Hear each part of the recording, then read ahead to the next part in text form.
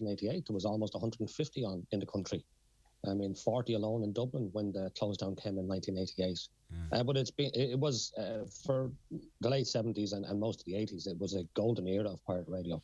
And Donegal was at the forefront of it. Yeah, there seemed to be a lot in Donegal. Was there as many in every county, or did we just? No, you were quite, I think, strategically located due to your proximity to another six counties and another province who might have had more draconian legislation. Right. So they were known as border blasters. They were broadcasting into Northern Ireland. Yeah. But again, they were very. Again, you still had your local community within Donegal. Donegal Pirate Radio goes back as far as 1945. Wow, that far back. Yeah, there was a station called Radio Nula above the Beehive pub in Ardra. And I had no idea that it went back that far, but. Let's chat about the 80s anyhow, which was in a way I suppose a heyday of pirate radio.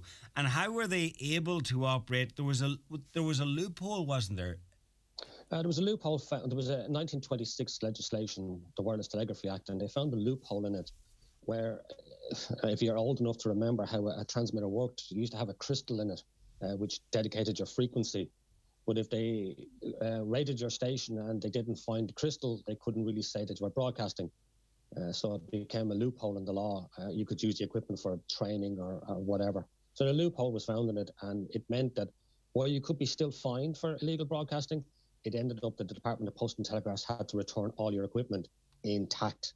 If they damaged the equipment while they were raiding it, they had to replace it with new equipment, which seemed a very strange way of doing Irish business. Oh, so once you could claim that you were using it for something else, training or some other purpose, then they couldn't really touch it. They couldn't touch it. But again, in the 80s, then there was political instability, and numerous governments came into power. Everyone tried to grasp the nettle of illegal broadcasting, but nobody really wanted to. There were minority governments, so they were kind of let. It became quasi-legal. Right. Some of the stations were paying taxes and IMRO and PRSI. So they became quasi-legal, and they were just left alone unless you were really interfering with emergency services. So they were left to carry on, which they did until 1988. Yeah, and why then? Why did things change in 88? Was it? Did things change? Obviously, it had to change at a government level, but why? It changed at the government level mainly because it had just become almost chaos on the airwaves. And there was, let's say, a lot of people making money out of it and not paying tax. So the government wanted to make sure that it was properly... They had tried to introduce numerous bills to try and replace the 1926 Act to try and tighten up the penalties for illegal broadcasting, but they never really came up with a proper framework for the independent sector until 1987 when the white paper came out, 86 when the white paper came out. Then the legislation was passed in 87, 88, and then they gave them, the stations, they kind of gave them a proper time to close down their businesses. So they were able to go off the air in a kind of controlled manner towards the end of 1988. And then legal radio came in 89 and of course yourselves in 1990. Yeah, we came into existence in 1990. And around the country, there was some of these pirate or illegal stations that closed down, but then they repositioned and sort of regrouped and re-emerged as legal entities. They applied for and got a license. They did, yeah. In certain areas now that only applied, and especially to those that were locally based. Dublin, not so much. The pirate operators kind of frowned upon in Dublin because they were probably making far too much money. But the local operators, like some Midwest and WLR and Donegal, so it was, a lot of people saw it coming and made the right decisions of how to get themselves properly financed, properly backed. And when it came to the licensing from at the time the IRTC, now the BAI, they were looked upon favourably as being the station that, again, a lot of these people were bringing the personalities who were already popular within a county or within an area back onto the airwaves. They already had an audience, which was hugely important. Yeah, absolutely. I remember working on one over in Donegal town, based in the Castle Centre, KTOK, and it was a great learning ground because we had a couple of DJs in from Radio Caroline, and just the grounding was good. And you looked at these fellas, and the way they were doing things, and they taught you a few tricks of the trade. So I'd say there was a lot of DJs at the time who learned. Yeah, and to be fair, when 2FM came on the air in the late 70s, they took on a raft of pirate DJs because they were already trained. They knew what they were doing, and they, again, bringing an audience with them. So it was a win-win situation. So what is it that you're hoping to do? You'll already have plenty of information, but there's more out there.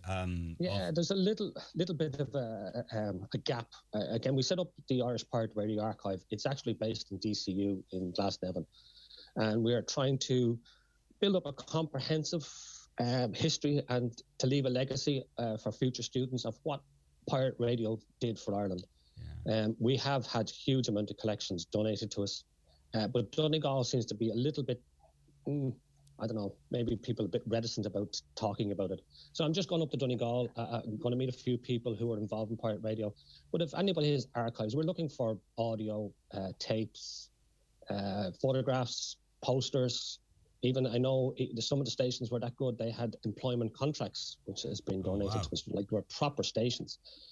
So like the likes of that, we'd like to donate. Now, you don't have to give it to us. We could loan it to us so we can digitize it and keep it for future generations. But I'd like to talk to anybody in Donegal who was involved in KTOK, Donegal Community Radio, Radio North, North Atlantic, Letterkenny Community Radio, list goes on, Northwest Community Radio, list goes on. And again, going back to the 70s, there was a lot of festival stations, like the Mary from Dunlow Festival had its own pirate radio stations on for their festival, and the Twin Towns Radio. So there's a lot of those small stations only on for a week.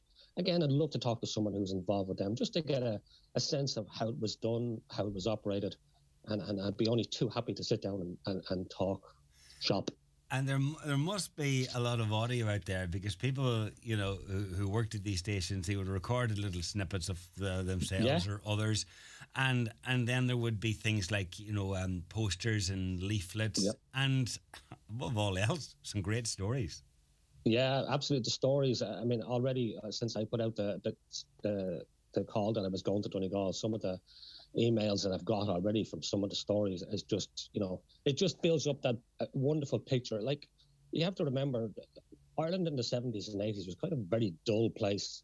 There was recession, there was a lot of emigration, unemployment, and pirate radio brought a little bit of colour. Yeah. And if you talk to some of the musical stars of today, like even the likes of Daniel O'Donnell from your own locality, and you too have credited pirate radio for enhancing their careers, because they weren't getting any airplay on the national broadcaster. It was pirate radio who championed their cause, and they moved on to global stardom. So again, anybody who wants to talk to me about pirate radio, I'm a great listener. I'd love to record some of the stories. We have an oral history section as well. But if you have tapes, it's very personal. If you don't want to give them to us, I'll just borrow them off you. I'll get them digitized and bring them back to you. Same with photographs. I can digitize them and give them back to you, because I know it's a very personal collection for some people. But if they want to get in touch with me, just if you email me, the Irish Pirate Radio Archive at gmail.com, or I'll be staying in Letterkenny on Wednesday, Thursday and Friday. And we'll be travelling around. I'm going up to photograph some of the old sites, like up in Fahan and Buncrana. Brilliant. We'll make a odd guest appearance, but I will be around to talk. I'm freely available. Okay. And it would help just to complete the picture, because I'd hate to think that, Donegal would be not so much left out, but would be found wanting, given the whole, the number of radio stations, and you mentioned many of them there that were involved at the time. So it would be great to get a full picture. Yeah, absolutely. I mean, Cork seems to be well covered. Like we got a huge collection before Christmas. There was a fanzine website called Anorex Ireland, and we got unfortunately, the man who ran Anorex Ireland was a man called Paul Davidson. He passed away at Christmas, but prior to his passing away, he donated his entire collection of almost 10,000 tapes and 5,000 photographs. Wow.